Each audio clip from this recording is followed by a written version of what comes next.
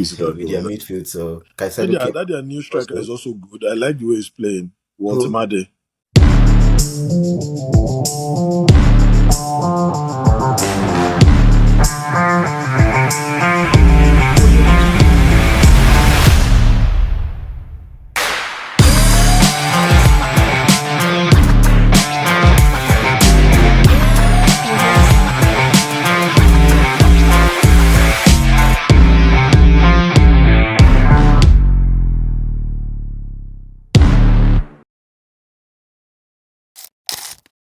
Hello, everyone. Good afternoon. This is Taiwo Nojobi, your host on Land Ownership Maple Sports. We try our best to bring a lot of unfiltered opinion, sharp analysis, and some big love for Canadian hoops and ice. Today, we're going to get the opportunity to dig into football, talk about the Premier League, and see what has been going on. On our platform, we also try to, spotlight the CBL, carve out some small space for hockey talk. But today we'll be dwelling a bit more on football. And today I'll be here with my colleague, Joshua.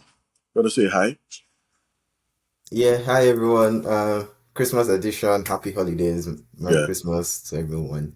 And Yeah, thanks yeah, so very back on the much. show again to talk about football. So let's go. Yeah, yeah, yeah. A lot of people are always excited when they see Joshua's face, but that's a good one.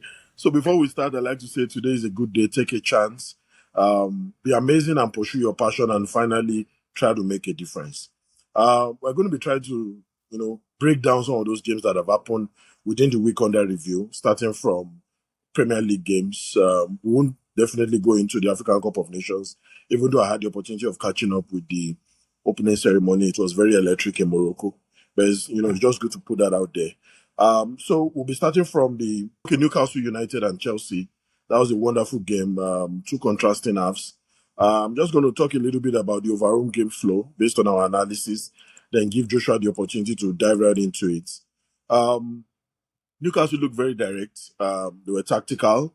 I saw a bit of the high tempo which they keep giving a lot of other teams, and some teams have suffered from it.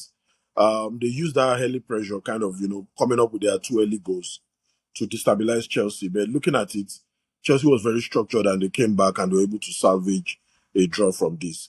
But I'll just, move it on to Joshua. Let's see what you think about the early Yeah, punch coming from Newcastle. Yeah. it was.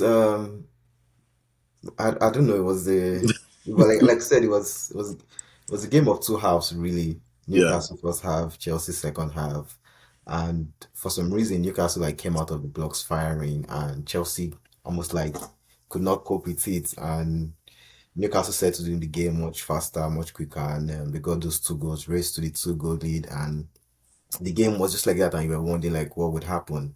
It was no surprise. I knew it would be a close game because Newcastle's home form is really good at St James's Park. So, but credit to Chelsea in the second half, like you said, they came out firing. They increased the tempo, increased the intensity, and yeah, they got the first goal, which, as you know.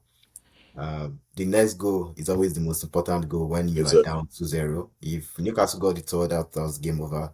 But Yeah. Chelsea getting the next goal, making it 2-1 with that beautiful free kick from Rhys James, just kind of increased and, changed the dynamics all of a sudden, new energy, new relief. And the second goal was a beauty, was from the keeper, Sanchez, who has been good this season. He's created a lot of chances as a goalkeeper, probably the most in the league. And that ball to Yao Pedro was right on the money. Yeah. And from there, One. he just did the rest and slotted past the goalkeeper for 2-2. And from there, it was who would get the third goal. It was end to end. Anyone could have won it at that time. Rhys James made a really good tackle to deny Harvey Barnes a winner, and Chelsea also had chances, but in the end, I guess a draw is a fair result.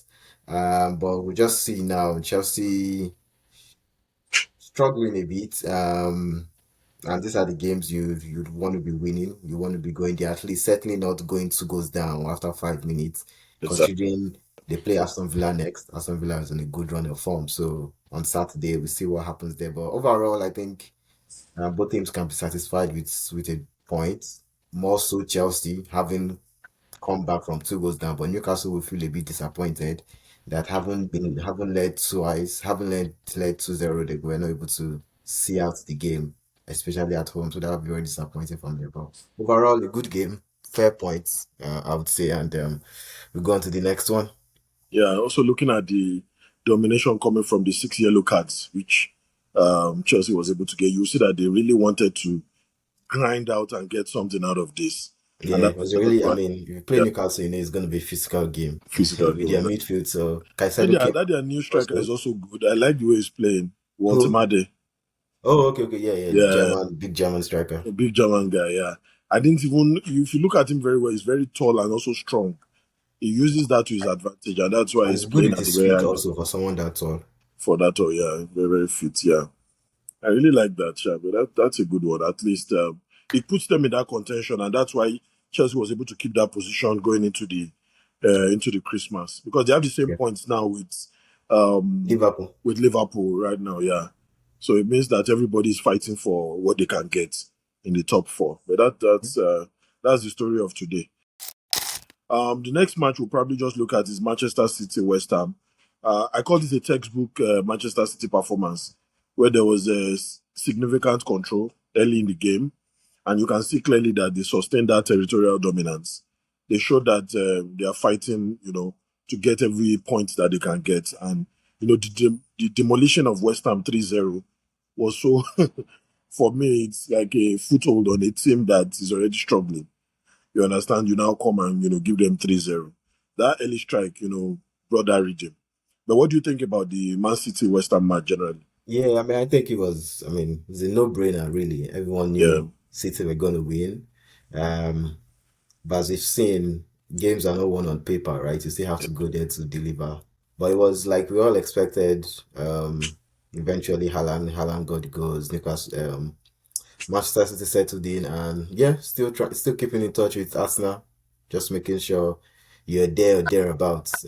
Hoping for something to happen, or when you guys meet each other next, right? So it's gonna be interesting to see how that plays out. And it was nothing really to analyze from this game. It was what we all expected. West Ham have improved a bit since Nuno Espirito Santo came, it's true. but still still being plagued with their defensive liabilities in terms of I looked at some of the goals there and I was like, yeah, probably should be able to do better. But again, can't really criticize them too much. You can't give what you don't have really.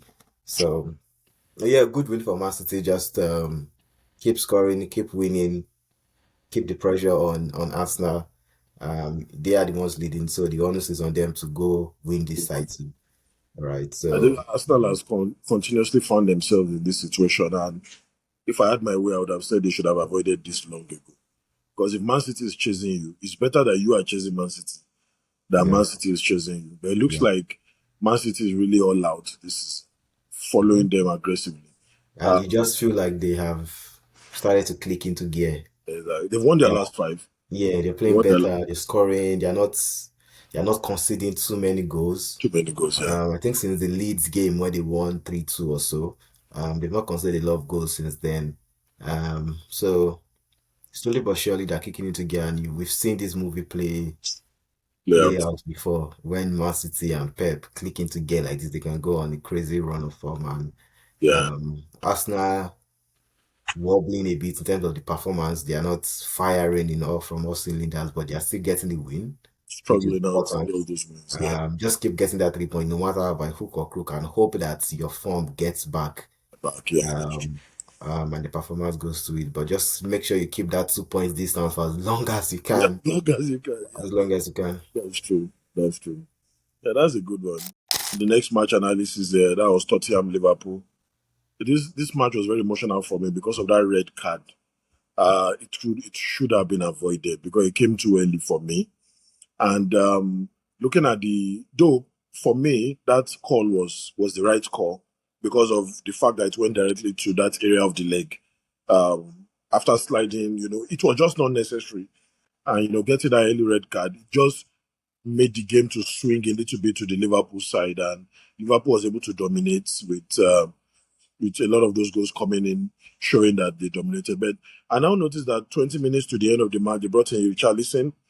I call that an emotional resurgence because Richarlison was able to grind out a goal, and it looks like if they had continued, they would have been able to squeeze out another one.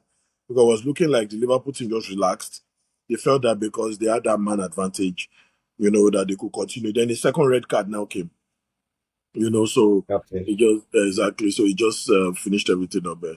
But give us your 2 cents. What do you think about it? Yeah, I mean, just like I said with Chelsea, like it's a typical case of goal changes games, right? Yeah, At 2-0, as Liverpool were coasting, controlling the ball, keeping the game. I mean, with 15, 20 minutes to go, it felt like game was over really. And then Richarlison came on and he bundled his way and got that goal. And all of a sudden, it just changed. Liverpool could no longer keep possession. keep possession. They were Yeah, no longer calm, no longer, they were hoofing the ball. And you could see Slot was angry. And all of a sudden, Tottenham knew how to play football again, again, yeah, going for the win, going for the second goal, attacking, putting pressure on Liverpool.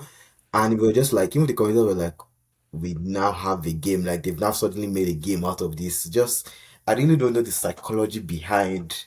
I mean, we didn't play football professionally, but like the psychology behind.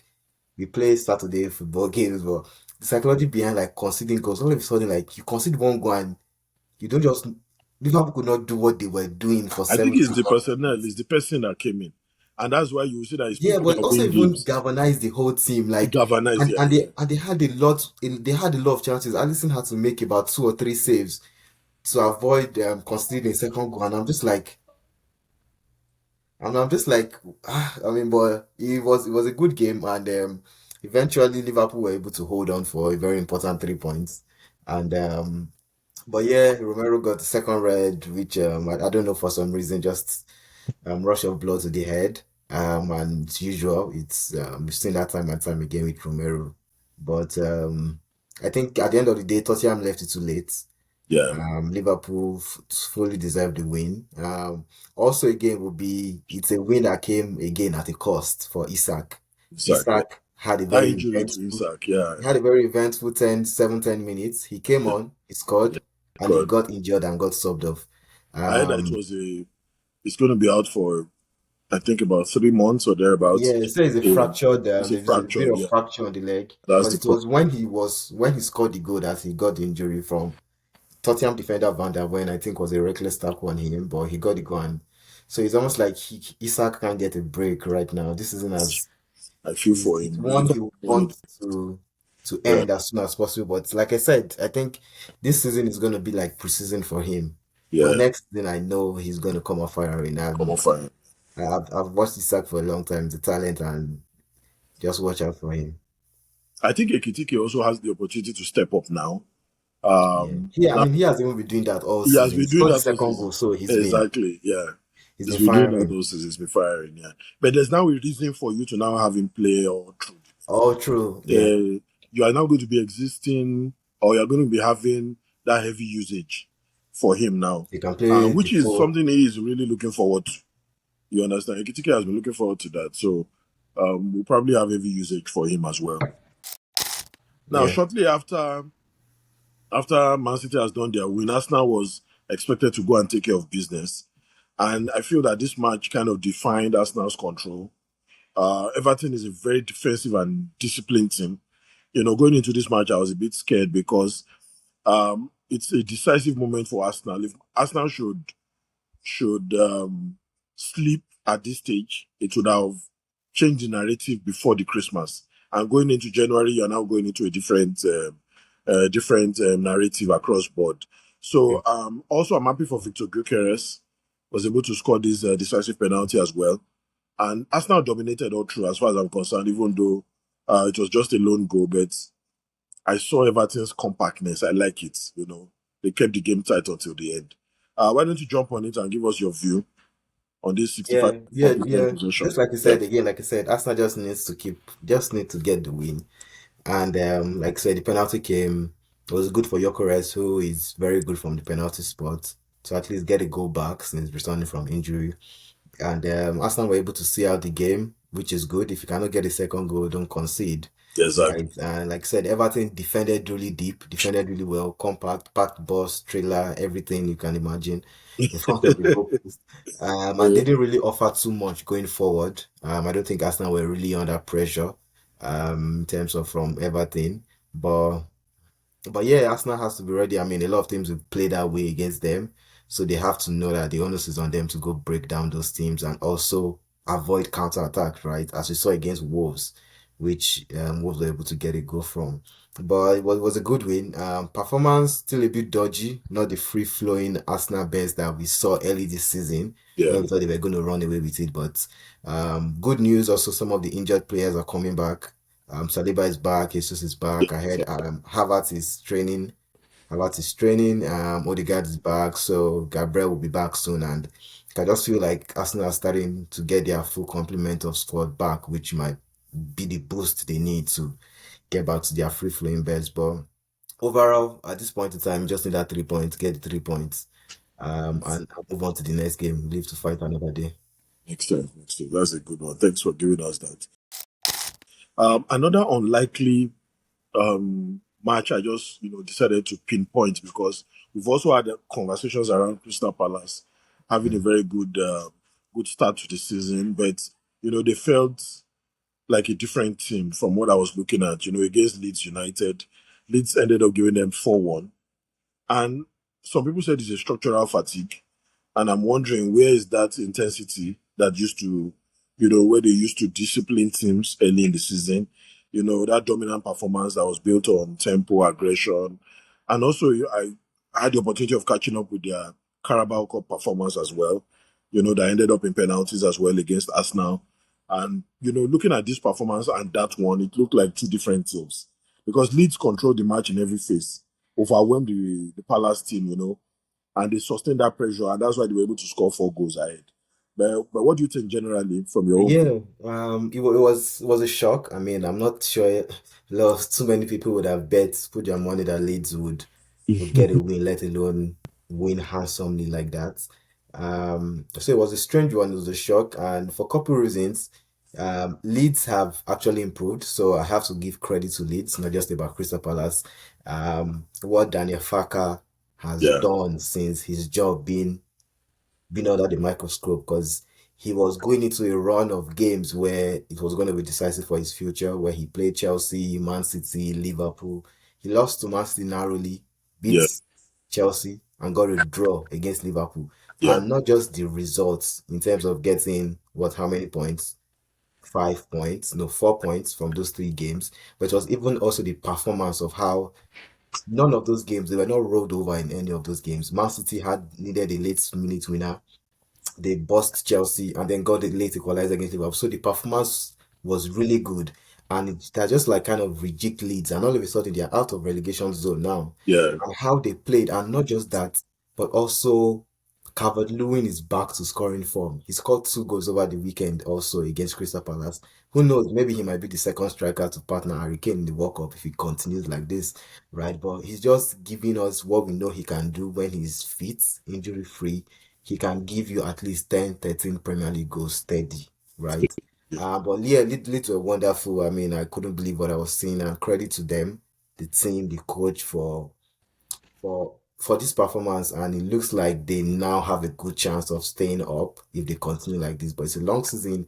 On the other side for Crystal Palace, it's it's everything combined. Is the squad depth, the number of games they are having to play because they're in Europe now. yeah, in Europe now. Last season when they did well, they were not in Europe, so you only play midweek when you have Carabao Cup, FA Cup in the new year, and the league. So you're able to rest more, but they don't have a very large squad, and you can see it's affecting them. Their intensity has kind of dropped up a bit. They've played a lot of games from qualifying for Europe, and usually, and I've seen this play time and time again, where is we call it the cost of European football, especially for smaller teams. I've seen it with Wolves. When Wolves got to Europa League with Nuno Espirito Santo, they would do so well in the league to qualify for Europe, and it's good. The first time playing in Europe, you get a lot of money, but Yeah, there's the cost. Like at what cost? Because the next season you are now playing the league, Europe, and every other thing,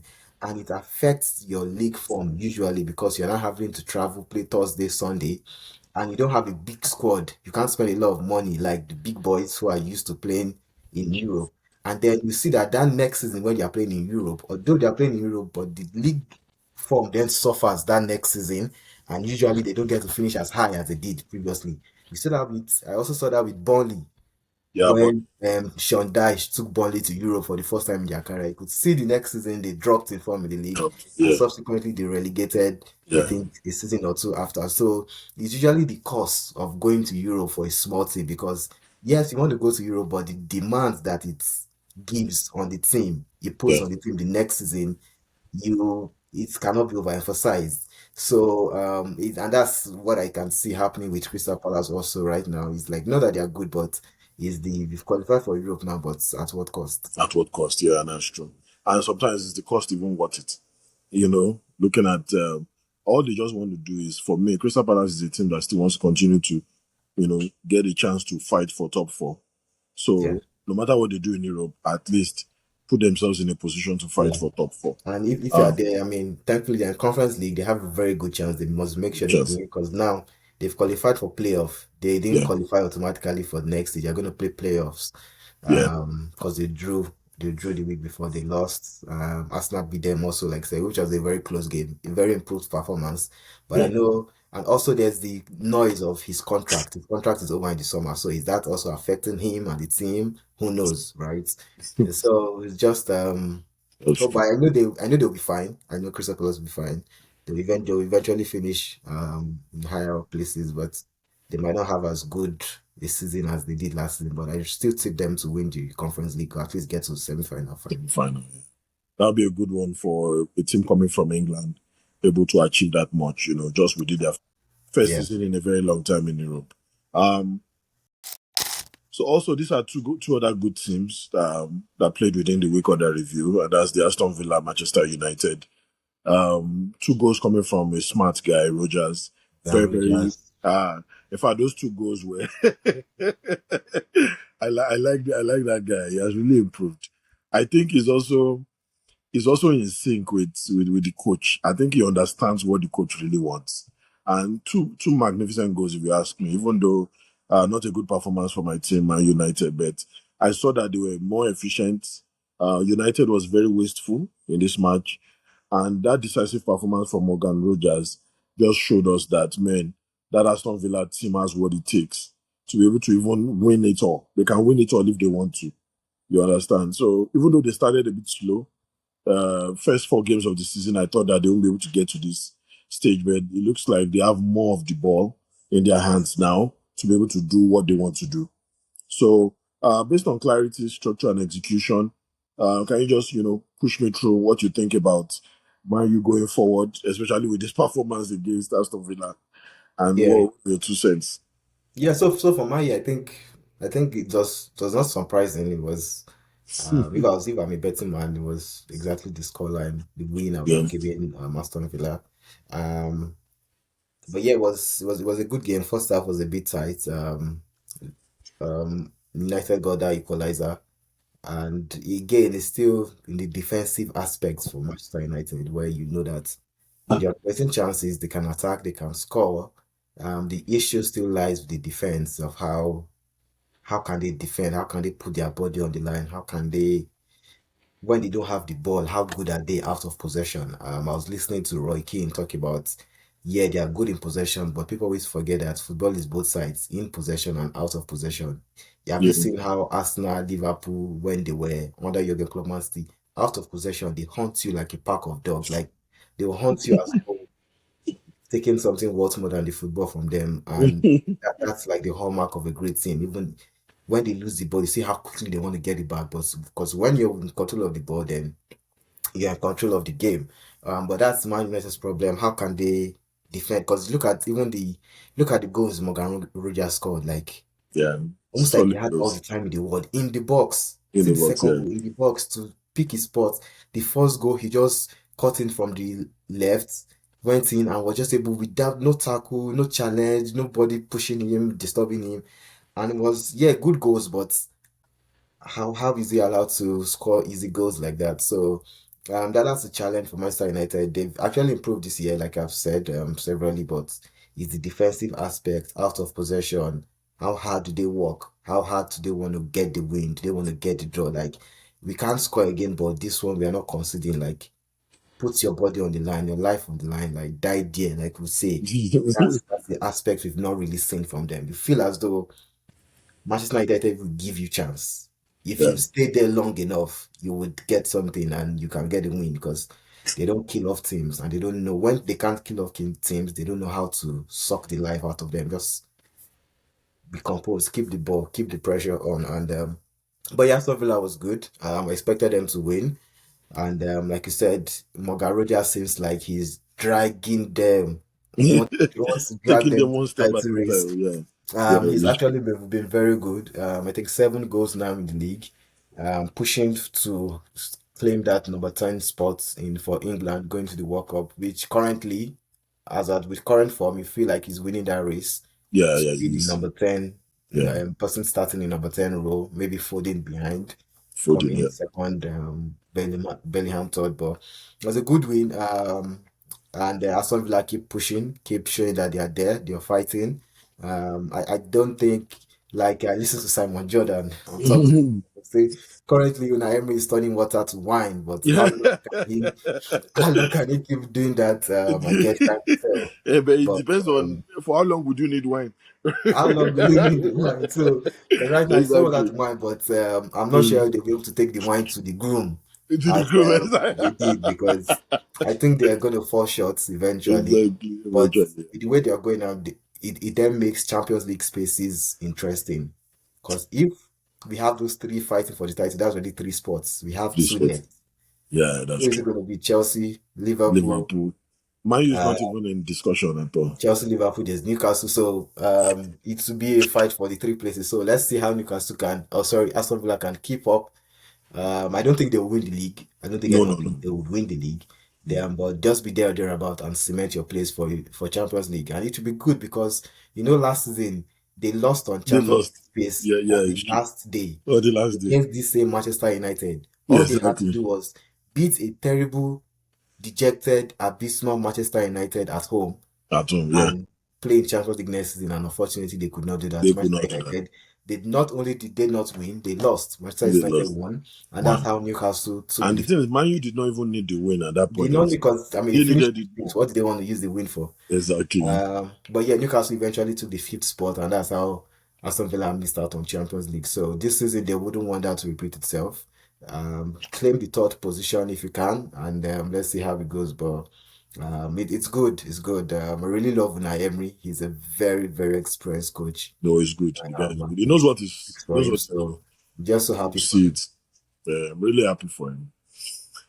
Okay, I guess we've been able to do justice to some of the key matches within the week under review.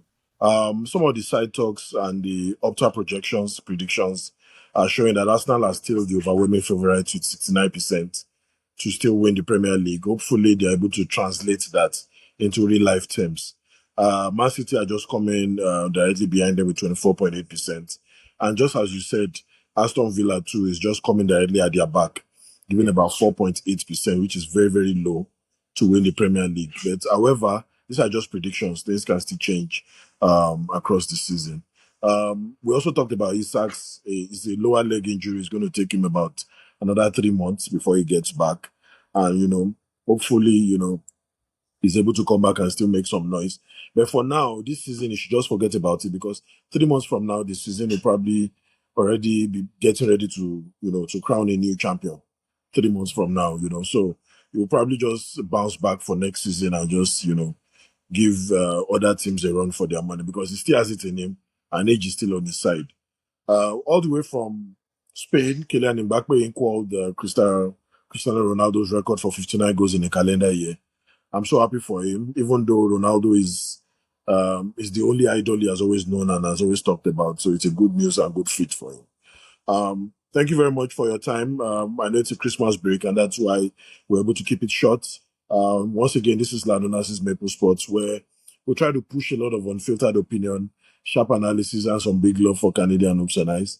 Thank you once again, Joshua, for joining us and reaching out to our people. Say wonderful Christmas ahead and New Year, and we see you guys all in the New Year. Thank you and God bless. Thank you. Happy holidays, everyone. Thank you. Easy.